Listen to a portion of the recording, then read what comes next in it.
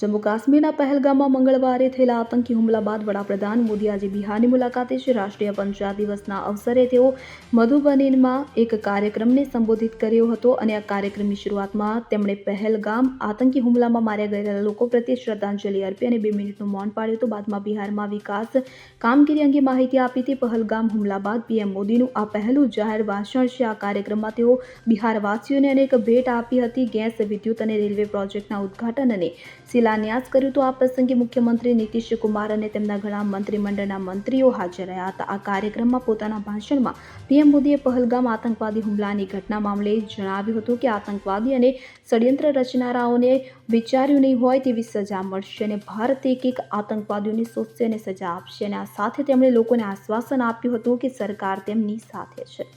Bureau report CN24 news. હવે જુઓ દેશ દુનિયાની તમામ ખબરો તમારી આંગળીના ટેરવે. ઉઠાવો મોબાઈલ અને Google Play Store પરથી ડાઉનલોડ કરો અમારી CN24 ન્યૂઝ મોબાઈલ એપ.